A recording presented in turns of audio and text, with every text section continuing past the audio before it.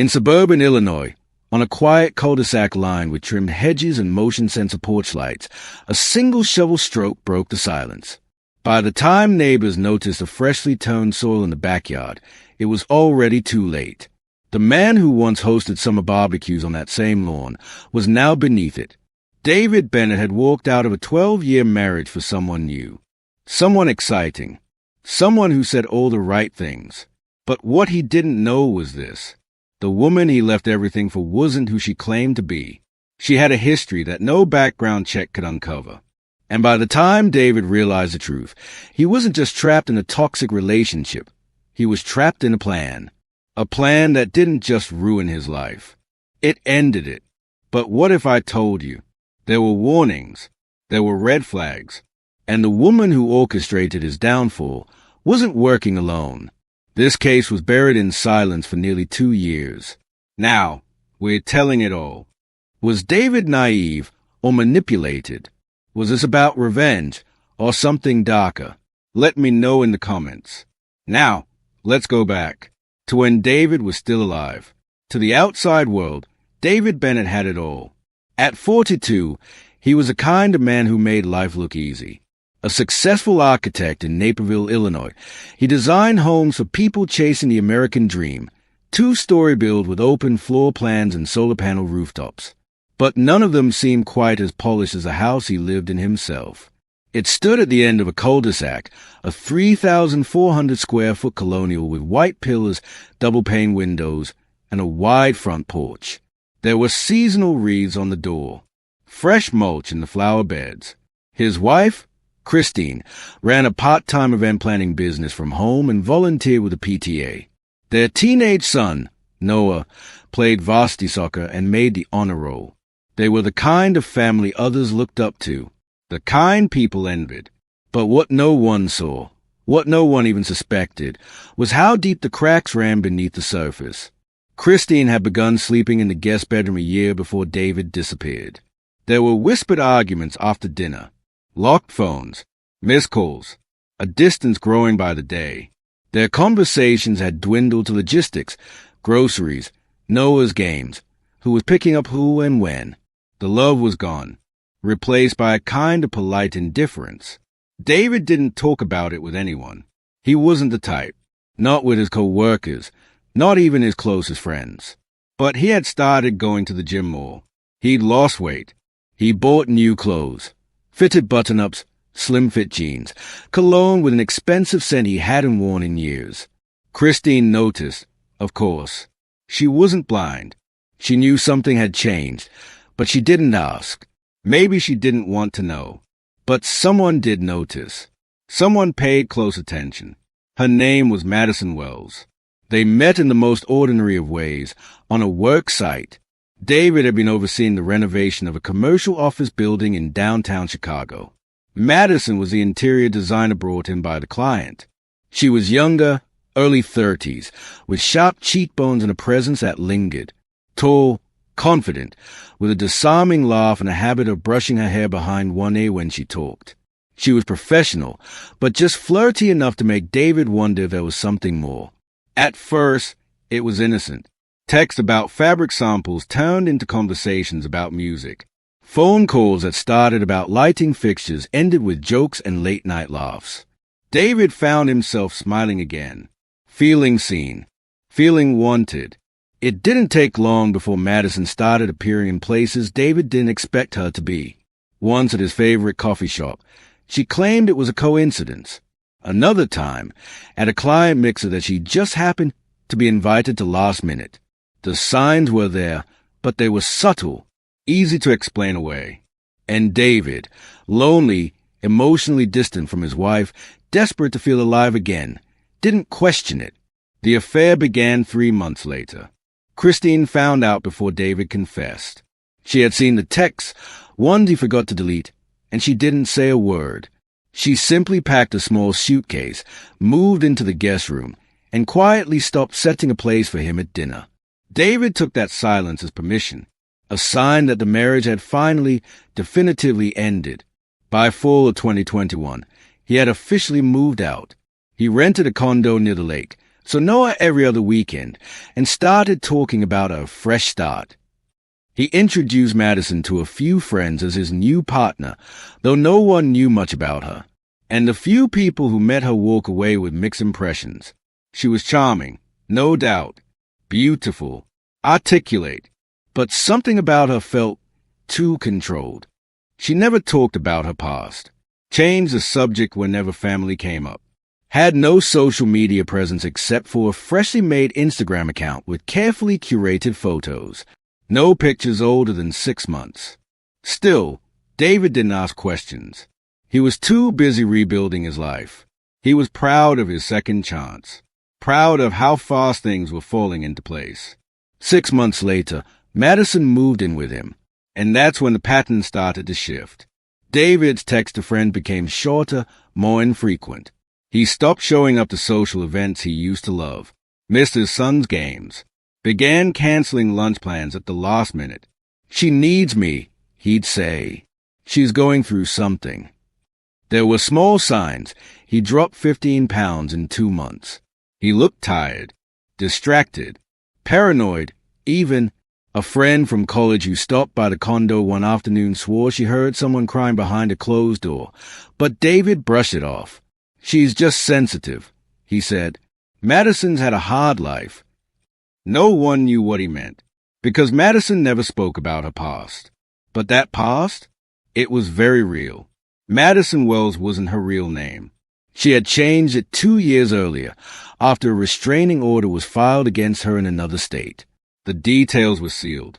But the man involved, he'd vanished 6 months after filing the report.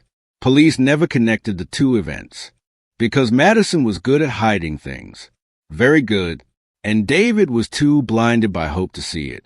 By early spring of 2022, David was rarely seen outside. His neighbors assumed he was traveling more. His co-workers said he was working from home a lot. But the truth was much more chilling. Inside that house, beneath the quartz countertops and the modern finishes, David was unraveling. There were fights.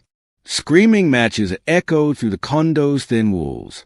One neighbor later told police she heard a man begging, crying. Another said she saw Madison loading garbage bags into the trunk of David's SUV at 3 a.m., wearing rubber gloves. And then, he was gone. It took 9 days before Christine reported him missing. Not Madison. Not his co-workers. Not even his closest friends. Christine, because Noah hadn't heard from his father. Because no one had. What happened to David after that final fight? And who exactly was Madison Wells? This is where the real investigation begins, and what it reveals will leave you stunned. The official missing person report was filed on a Tuesday morning, 9 days after anyone had seen or heard from David Bennett. Christine had tried to wait, tried to convince herself maybe he just needed space. Maybe he was traveling. Maybe he'd lost his phone, or was laying low after the fight. But no one knew something wasn't right. His father had never gone more than 3 days without texting. Ever. So when Christine sat in front of Detective Ryan Mercer at the Naperville Police Department, she didn't sugarcoat it. "My ex-husband isn't flaky," she said. "He might be distracted, but is never irresponsible. Something's wrong." Detective Mercer, an 18-year veteran in missing persons, listened closely. He'd seen his share of runaway spouses and custody disputes, but something about Christine's tone made him pause. "He has been living with someone," she added. "Her name's Madison. I've never met her. But since she came into his life, he's been different." That was the first red flag. Police followed protocol. They called David's cell. Straight to voicemail. They pinged the location. Last signal showed his phone near his condo 6 days earlier. Credit card activity? None. His last transaction was a grocery delivery on March 18th. A welfare check was ordered the same day. 2 uniformed officers knocked on David's condo door around 4:45 p.m. A woman answered. Slim build, dark hair, calm expression. "Yes?" she asked softly. We're responding to a missing persons report, David Bennett. We understand he lives here." Her answer was unnervingly casual. "Oh, David? He left a few days ago." Said he needed time to think. Took his car and drove off. Do you know where he went? No, he didn't say. But he's done that before, she added. He's been under a lot of pressure. She introduced herself as Madison Wells. Said she was his partner. Said things had been tense but not unusual. She let them look around, showed them David's office, the kitchen, even the closet. His clothes were still there. His shoes. His wristwatch sat neatly on the nightstand. But his phone, laptop, and car keys were gone. No visible signs of struggle. No broken furniture. No blood. Just a stillness. A sense that something had been packed away. Or erased. The officers took notes. Left politely. Filed a preliminary report. But 2 days later, a neighbor named Clarice Layton called in a tip that changed everything. She lived 2 units down. Worked nights as a private caregiver, often returning home around 3 a.m. On March 19th, the morning after the last ping on David's phone, she noticed something strange. Madison was in the backyard, alone, wearing gloves, dragging what looked like rolled-up carpet or heavy blankets toward the garden bed. The porch light was off, but Clarice could see the outline. She thought it was odd, but not enough to intervene. I didn't want to assume anything, she told police. Maybe they were moving something. Maybe he spilled something inside. But the way she kept looking over her shoulder. Clarice's testimony was enough to trigger a formal investigation. Detective Mercer returned to the residence, this time with a warrant. Forensics entered with ground-penetrating radar. It took less than 2 hours to locate a cavity beneath the far side of the backyard, roughly 6 feet long, 3 feet deep. Freshly turned soil covered with new sod, poorly aligned with the rest of the landscaping. The forensic tech paused. Get the medical examiner down here, he said, and call the dig team. At 10:13 a.m., they uncovered a layer of limestone. Beneath it, plastic sheeting. Inside the sheeting, remains. David's body had been placed in a fetal position, wrapped tightly in industrial-grade plastic, secured with duct tape. The autopsy later revealed bruising around the neck, a fractured hyoid bone, and traces of sedatives in his bloodstream. Cause of death, manual strangulation. Estimated time, between 2 to 4 a.m. on March 19th. Madison Wells was arrested at a friend's house that evening. She didn't resist, didn't ask why. She simply said, I knew this was coming. What followed was hours of interrogation. Madison spoke calmly. She claimed David had grown agitated in recent weeks, that he was drinking, that he'd become emotionally unstable. She said they argued often and that he'd accused her of cheating, that he'd lunged at her during one of the fights. I defended myself, she said. He collapsed. I panicked. But detectives didn't buy it. There were no signs of forced entry, no injuries on Madison consistent with a physical altercation. The sedative in David's system wasn't over-the-counter. It was prescription-grade benzodiazepine, usually administered in medical settings. The dosage was too high to be accidental, too clean to be spontaneous. David had been sedated before he died, not during a fight, not in self-defense. This was planned. They searched Madison's phone. No trace of digital planning. No recent internet searches for how to bury a body or lethal dosages. But what they found instead was even more chilling. A hidden folder, protected by a disguise of labeled budget tracker. Inside, photos of David sleeping. Dozens of them. Some from the first few weeks they started dating. Others more recent. All taken without his knowledge. Some showed him unconscious on the couch. Others, eyes closed, mouth slightly open, look posed. One image stood out. David lying in bed, shirtless, with syringe on the nightstand. There was no explanation. Madison denied knowledge. I don't know where that came from, she said. But the metadata told a different story. The photo had been taken 2 weeks before his death, by Madison's phone. Prosecutors now had motive, method, and opportunity. But what they didn't have yet was why. Why would a woman with no known violent past no obvious financial motive, and a seemingly stable relationship do something so calculated? Christine offered one theory. She needed control, she told investigators. From the moment she came into his life, she started isolating him. One by one, his friends, his work, even our son. She didn't want to love him. She wanted to own him. Detective Mercer agreed.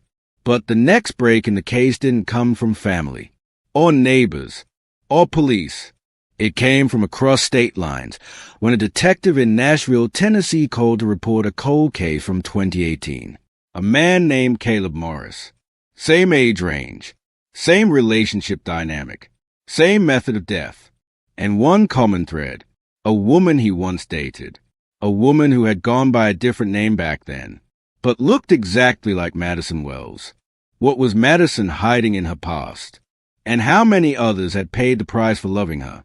When Detective Mercer picked up the call from Nashville Homicide, he didn't expect it to change the entire direction of the case. The officer on the other end, Detective Elena Richwood, spoke with urgency. Is a woman you're investigating around 32, dark hair, 5 feet 8 inches, with a faint scar on her left wrist? Yes, Mercer replied, already reaching for his notes. She went by the name Emily Hart in our files, but her photo matches your Madison Wells exactly. Mercer knew, right then, that they weren't dealing with a one-time offender. This was an impulse. This was history. Detective Richwood emailed over the file. It detailed the sudden disappearance of Caleb Morris, a 38-year-old systems engineer from Franklin, Tennessee. He vanished in late 2018 without explanation. His car was found 2 weeks later, parked near a reservoir. Keys still in the ignition. No signs of forced entry. No body ever recovered. At the time, Caleb had been dating a woman he met at a work-sponsored charity event. She told friends her name was Emily, claimed to be a graphic designer who'd moved to town recently after leaving a toxic relationship up north. Sound familiar? She was charming, attentive, maybe too much. Within 3 months, she had moved into his apartment. The relationship had red flags early on. Sudden mood swings, possessiveness, controlling tendencies masked as affection. Friends noticed Caleb becoming withdrawn. He stopped attending Sunday brunches, missed his niece's birthday. He started showing up late to work, often with excuses that didn't match his usual personality. On the last night he was seen alive, he told his friend Jeremy over text, "Something feels off. I don't think I'm safe with her anymore." That was at 11:42 p.m. By sunrise, Caleb Morris was gone. Back then, authorities suspected foul play but had no solid evidence. Emily Hart, the girlfriend, cooperated with the initial investigation. She claimed Caleb left in the middle of the night after an argument. She never saw him again. She vanished from town just 3 days after the report was filed. Now, nearly 4 years later, she had resurfaced under a new name in a different state with another man who'd ended up dead. The connection was impossible to ignore. Detective Mercer immediately requested fingerprint analysis from the 2018 Tennessee case. A coffee mug recovered from Caleb's apartment had one unidentified print. Using Madison Wells' booking record, the print came back as a match. It was all the confirmation they needed. She wasn't just a manipulative partner. She was a person of interest in at least 2 disappearances, both involving men who had fallen deeply for her, both of whom had pulled away right before they vanished. Mercer pushed for an in-depth psychological evaluation. If they wanted to present this to a jury, they had to understand her pattern. The forensic psychologist who reviewed both cases noticed consistencies, behavior that pointed toward a deep-rooted psychological profile, likely shaped by early trauma. Control, emotional dependence, fear of abandonment, and a capacity for premeditated harm. Not due to sudden rage, but calculated decisions. This wasn't the profile of someone who snapped. This was someone who studied people, identified vulnerabilities, and weaponized trust. The prosecution team, led by Assistant State Attorney Jordan Keller, prepared to expand the investigation. Their strategy was simple: establish pattern, demonstrate premeditation, and present evidence from both states to paint a broader picture of Madison's life before Illinois. But Keller wanted more than circumstantial theory. He needed a timeline. Back in Tennessee, detectives reopened Caleb's case. New technology allowed them to analyze metadata from traffic camera footage archived near the reservoir. One license plate caught attention, a red Dodge Avenger, rented under name Elaine Weller, an alias tied to a prepaid burner phone. Rental location? Nashville Airport. Billing address? Matched an abandoned P.O. box in Chicago. The evidence grew harder to deny. In the Illinois case, prosecutors now had proof that Madison Wells wasn't her birth name. Her legal identity was Natalie Ray Porter, born in Akron, Ohio, in 1990. Her parents divorced when she was 6. She bounced between homes, multiple school transfers, and a string of juvenile infractions, shoplifting, trespassing, false identity filings. Her first legal name change happened at 23, under the guise of domestic abuse protection. There was no record of police involvement in the alleged case. By the time she met David Bennett, she had cycled through at least 4 aliases, 3 cities, and 2 relationships that ended under suspicious circumstances. In both cases, her behavior followed the same track. Develop quick emotional bonds. Gain dependence from a partner. Slowly isolate them. Remove external influences. Eliminate when they pose a threat to her control. Christine, when shown a copy of Madison's real file, stared at it in silence. She knew exactly what she was doing, she said finally. David was her next chapter. She was going to build her whole life on top of him. The most damning discovery came when forensic analysts retrieved data from David's smart home system, specifically the front door lock history and voice assistant logs. On the night of March 18th, there was an unusual voice command issued at 3:21 a.m. Alexa, play ocean sounds. Investigators believe it was used to mask noise. A second command was given at 4:06 a.m. Remind me to take out the trash at 7 a.m. Only one person's voice could be heard on the recording, Madison's. It aligned with the estimated time of death. It aligned with a neighbor's statement. And it aligned with the final ping on David's phone, just before it powered off permanently. There were no more questions about what had happened. The only question left was whether she had done it before. Because if Caleb Morris wasn't the first, David Bennett certainly wouldn't be the last. What compels someone to live under so many identities? And how many more victims are waiting to be connected? Madison Wells, now identified as Natalie Ray Porter, was booked into the DuPage County Jail without bail, facing first-degree murder charges. She declined further questioning after her arrest. Attorneys filed a plea of not guilty, claiming emotional duress and self-defense. But behind that courtroom strategy was a woman now exposed and cornered for the first time in over a decade. Then came the letter. It wasn't meant for police or the judge. It was handwritten, folded neatly, and addressed to someone no one recognized. Delia R. Jail officers intercepted it during a routine mail inspection. Normally, such a letter wouldn't raise alarms. But this one was different. It read less like personal correspondence and more like a manifesto. 4 pages, front and back, neat cursive, no crossings out, no signs of hesitation. It began, "They always ask why," as if I owe them that, as if the truth is something they could ever understand. Investigators were stunned.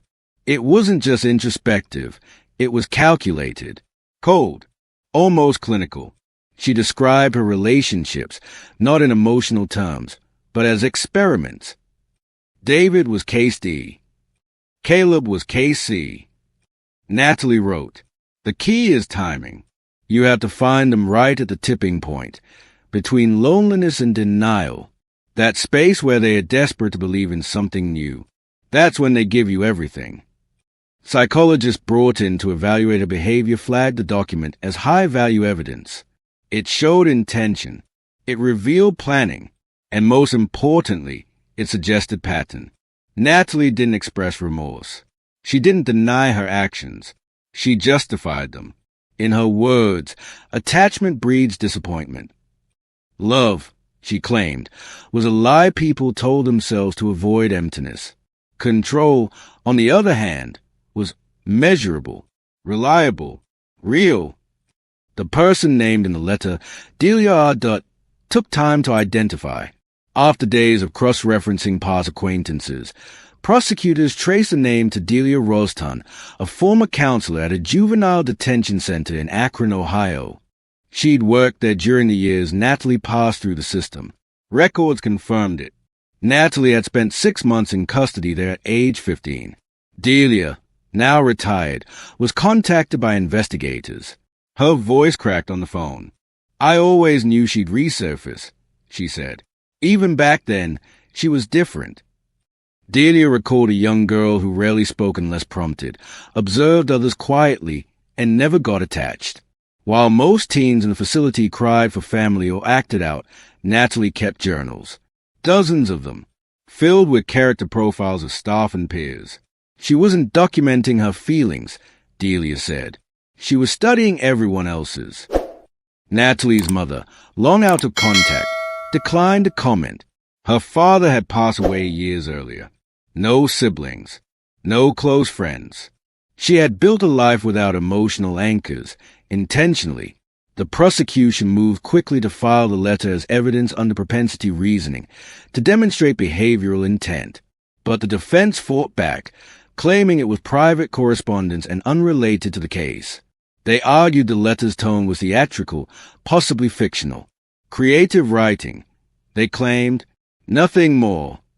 The judge disagreed. In a pretrial ruling, the letter was deemed admissible, a devastating blow to the defense. Assistant State Attorney Jordan Keller later called it the most chilling document I've ever read in my career. But the letter was only the beginning. Detectives began re-interviewing anyone with links to Natalie's past. A former landlord in Indiana recalled her as quiet, polite, but extremely private. Rent always paid on time. No complaints. No friends or visitors. She moved out suddenly after a single noise complaint, never returned calls. A man in Austin, Texas, remembered her from a local poetry meetup years earlier. She went by Leah. Claimed she'd grown up in a commune. The two dated briefly. He ended it after noticing unusual behavior, recordings of their conversation saved on her phone, questions that felt rehearsed. She studied people like puzzles, he said, and once she figured you out, she lost interest. That man is now part of an ongoing investigation into potential links with a missing persons case from 2017. No conclusions yet, but the pattern is undeniable. Back in Illinois, the letter reshaped the strategy. Keller restructured the case around 3 pillars: calculated identity manipulation, emotional dependency as a tool, premeditated violence. Natalie's defense team pivoted again. They requested a full psychiatric evaluation, hoping to build a diminished capacity defense. But the findings didn't support it. According to the court-appointed forensic psychologist, Natalie showed no signs of psychosis, delusion, or cognitive impairment. Her memory was sharp. Her logic, flawless. She understood the charges and the implications. She simply didn't care.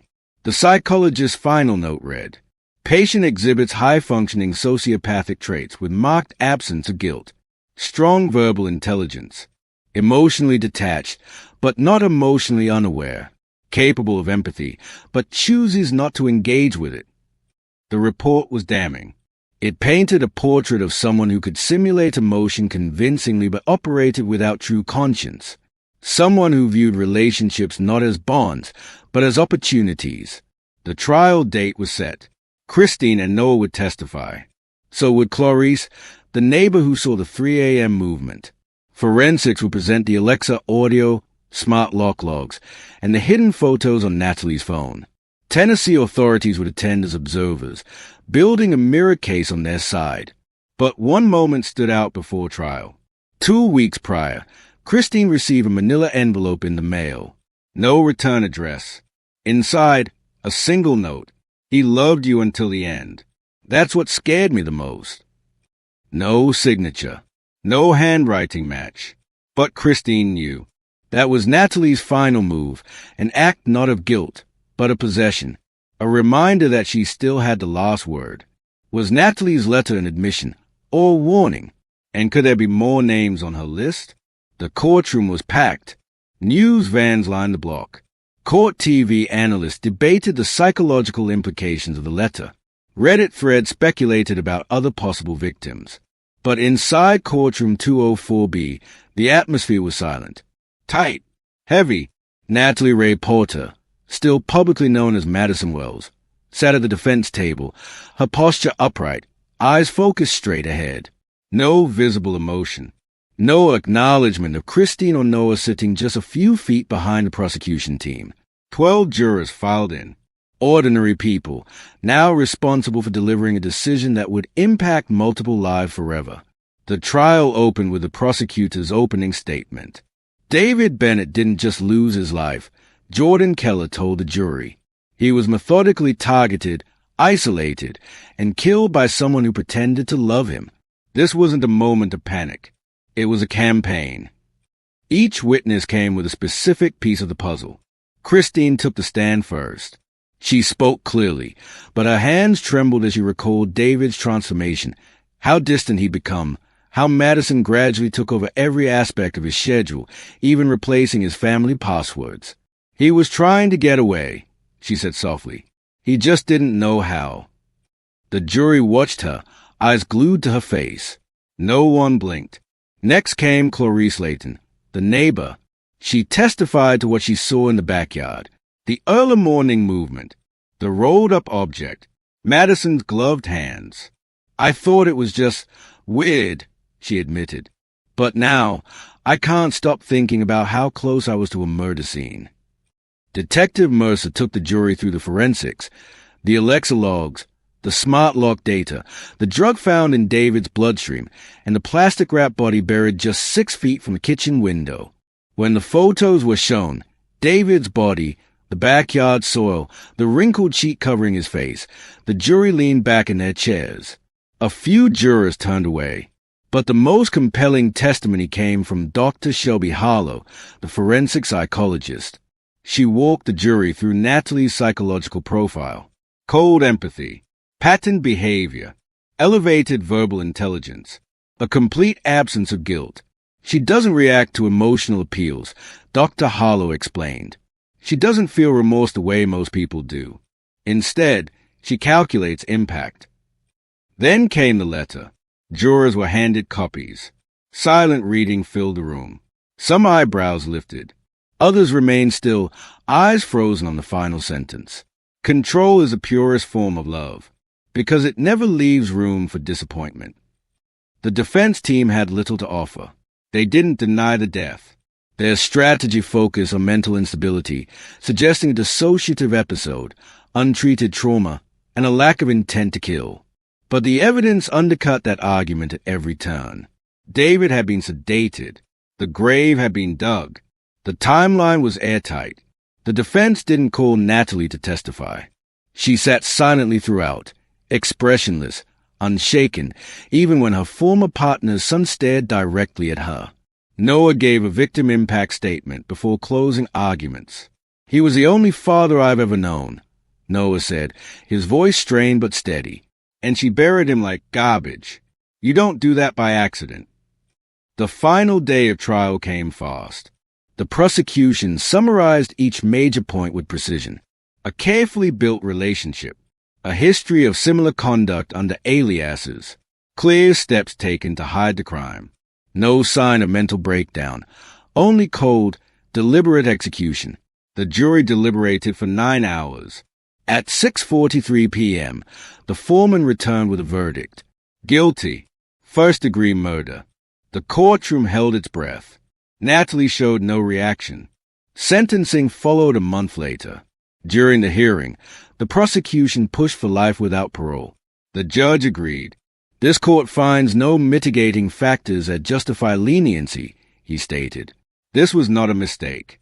It was a method. Natalie Porter was sentenced to life imprisonment without the possibility of release. She was remanded immediately to Logan Correctional Center under high security. She made no statement, offered no apology. To this day, she has never confessed. For Christine, the verdict brought mixed feelings. "It's justice," she said, "but it's not closure. David's gone. Nothing changes that." She still keeps his last text, sent 2 days before his death, saved in a folder titled, "I Miss You Too." Noah, now 19, said little to reporters, but in a private video shared to friends and family, he simply said, "She tried to erase my father. Instead, she made sure no one will ever forget him." After the trial, a federal task force began reviewing unsolved missing persons cases across several states: Tennessee, Texas, Indiana, and Ohio. Though no direct link has been confirmed beyond Caleb Morris, 2 other cases remain under review. Natalie's aliases are being flagged in national databases. Every month, a cold case detective somewhere in the country pulls her file, cross-checking timelines, addresses, and digital traces. Searching. For Christine, every knock on the door still raises questions. But she's fighting forward, telling David's story through advocacy groups, appearing on panels for domestic manipulation and psychological abuse. "I wish I could tell him I'm proud of him for trying to leave," she says. "But all I can do now is make sure other people don't end up like he did." As for Natalie, in prison, she keeps mostly to herself. No outbursts, no complaints, no request for appeal. She writes letters. No one knows who receives them. The staff intercepts them when they can. Occasionally, a new name appears on the envelope, always in that same cursive. One letter, intercepted last month, was addressed to someone named Lacey T. The contents were brief. There's always someone new to believe in you. That's the beauty of it. This wasn't just about a woman with a secret past. It was about what happens when charm becomes a weapon and love turns lethal. What do you think drove Natalie? Mental illness? Trauma? Or was it something even more calculated?